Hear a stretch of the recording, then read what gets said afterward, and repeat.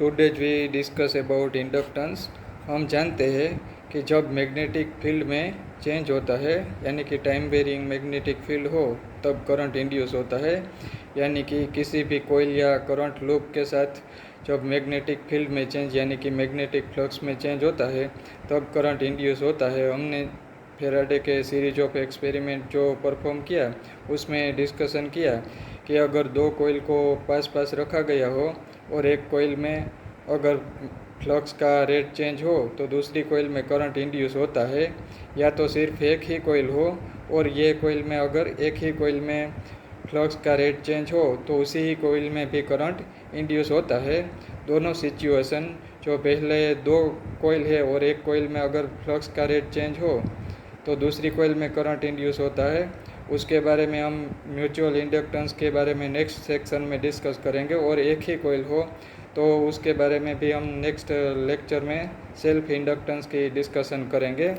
दोनों ही केस में एक ही कोयल हो या दो कोयल हो, दोनों ही केस में जो मैग्नेटिक फ्लक्स है, मैग्नेटिक फ्लक्स को हम फाई भी बोलेंगे। ये मैग्नेटिक फ्लक्स जो इंड्यूस करंट होता है वो इंड्यूस करंट के प्रोपोर्शन में होते हैं, यानी कि फाई भी प्रोपोर्शनल टू आई। दोनों ही केस में एक ही कोयल हो, अगर एक कोयल हो और उसमें फ्लक्स चेंज हो तो जो करंट इंड्यूस होता है वो करंट भी फ्लक्स के प्रोपोर्शन में होता है। और दो कोयल हो और एक कोयल में अगर फ्लक्स का चेंज हो और दूसरी कोयल में करंट इंड्यूस हो तो भी जो फ्लक्स का चेंज होता है वो करंट के इंड्यूस करंट के प्रोपोर्शन में होता है। और अगर किसी भी कोयल में n टर्न्स हो तो ऐसे केस में सभी जो टर्न्स है उसमें सेम मैग्नेटिक फ्लक्स का अगर चेंज होता हो तो भी ऐसे केस में भी जो टोटल फ्लक्स का चेंज हो वो टोटल फ्लक्स जो होता है वो करंट के इंड्यूस करंट के प्रोपोर्शन में होता है। और जो ऐसी कोयल में जो टोटल फ्लक्स होता है उसे फ्लक्स लिंकेज बोलते हैं, फ्लक्स लिंकेज। और उसको मैं एन फाई बी से डिनोट करता हूँ अगर n टर्न्स हो तो, और ये N phi B proportion to induce current. और अगर ये कोयल की जियोमेट्री में अगर कोई टाइम के साथ चेंज ना होता हो तो ऐसे केस में जो फ्लक्स का रेट होता है वो करंट के रेट के प्रोपोर्शन में होता है, यानी कि N D phi B upon D T is equal to proportion to D I upon D T. और ये जो मैंने पहला इक्वेशन लिखा ये magnetic flux proportional to current, यहाँ मैं प्रोपोर्शनलिटी की साइन हटाने के लिए एक कांस्टेंट पुट कर देता हूँ। ये पहला है phi B is equal to L I. यहाँ जो प्रोपोर्शनलिटी कांस्टेंट है ये प्रोपोर्शनलिटी कांस्टेंट को इंडक्टेंस बोलते हैं। यहाँ से भी मैं ऐसे इंडक्टेंस लिख सकता हूँ। ये हम देखते हैं कि N D phi B upon D T proportional to D I upon D T. और फेराडे के लॉ अकॉर्डिंग फ्लक्स का जो रेट है उसको इंड्यूस ईएमएफ बोलते हैं, यानी कि एन। और ये जो इंड्यूस ईएमएफ है उसको मैं लेंज के लॉ दिखाने के लिए नेगेटिव साइन लिख देता हूँ, इज इक्वल टू होगा L D I upon D T. यानी कि यहाँ से मैं लिख सकता हूँ ये एल के लिए, इंडक्टेंस के लिए, inductance L is equal to minus ई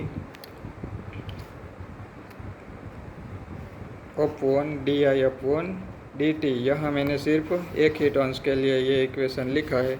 यहाँ से मैं इंडक्टेंस का यूनिट भी लिख सकता हूँ, ये इंड्यूस ईएमएफ यानी कि वोल्टेज V और D I upon D T यानी कि सेकंड एम्पियर इनवर्स, यानी कि इंडक्टेंस का यूनिट होगा वोल्ट सेकंड एम्पियर इनवर्स। यहाँ जो प्रोपोर्शनलिटी कांस्टेंट है इंडक्टेंस, ये कोयल की जियोमेट्री और साथ साथ में मटेरियल की इंट्रिंसिक प्रॉपर्टी पर डिपेंड करते हैं।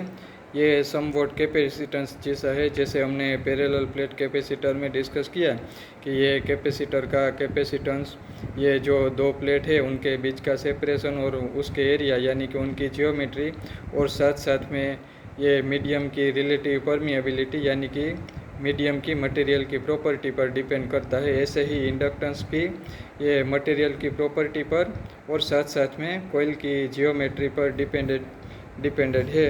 और हमने देखा कि ये इंडक्टेंस जो है उसका सिंबल एल है, ये इंडक्टेंस का सिंबल एल है, और ये उनको सर्किट में ऐसे सिंबल से डिनोटेड किया जाता है, ऐसे सिंबल से। और ये अगर पॉजिटिव लिया जाए और ये नेगेटिव, ये करंट की डायरेक्शन पॉजिटिव से नेगेटिव होती है और उसको एल से डिनोटेड किया जाता है। और उसका डायमेंशन होगा, ये inductance L is equal to voltage upon current का रेट, यानी कि उनका यूनिट होगा वोल्ट सेकंड एम्पियर इनवर्स। और उसकी डायमेंशन फार्मूला के बारे में बात करें तो उनकी डायमेंशन फार्मूला होगी m1 L square t-2 ampere -2, ये उनकी डायमेंशन फार्मूला होगी। और ये इंडक्टेंस है वो स्केलर क्वांटिटी है और साथ साथ में कैपेसिटेंस की तरह ही ये पॉजिटिव क्वांटिटी है।